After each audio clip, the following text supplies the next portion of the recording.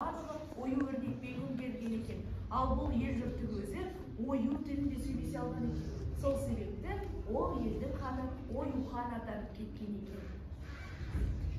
Елім аман, жұртым тыныш. Маған одан артық не керек? Дұрыс айтасың, қане.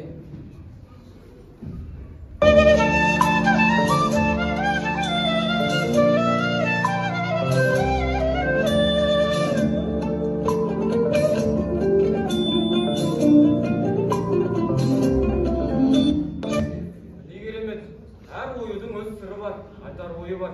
Ойы өрнек тарихтың, табиғаттың және адам бірлігінің бейнесі. Ойы өрнек тек сән емес, сана мен сезімді бейнелейтін өнердің бір түрі. Бұл өрнектерде халықтың өмірі мен арман тілегі, бақыты мен күресі жатыр. Қанер, елімізге жау шапты. Әскерлеріміз бәрін көзін жойып ер жетті. Не дейсің? Құдай-ау, жау шапқан несі? Кім ол? Әскердің көзін құртып, Ою ханды сынаға апарып тастады.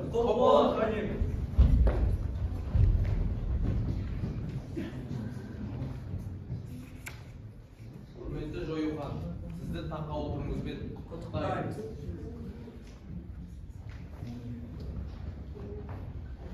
Ою ханның кезіндегі оюлар бәрі тастанды. Оның орнына жаңадан ою жасатынды.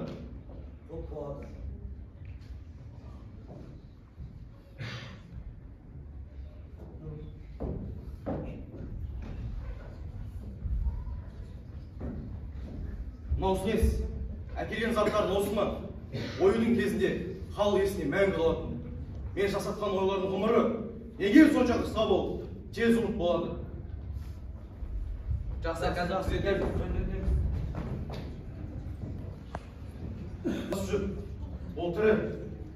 Кімде-кім балам өлген хабарын алып келсе, мен оның басын аламын. Алма дереу Ою ханды алып келдір. Менің балам із-түссіз жоғалды. Жүрегім балам тірі екенін сезеді. Ал сен оған не дейсің? Балаңның із-түссіз жоғалғанын естідім. Қайғыңа ортақпын. Жолыма қажетті заттар дайындап берсең, міндетті түрде бір хабарын беремін. Дереу қажетті заттарды түгендеп берді.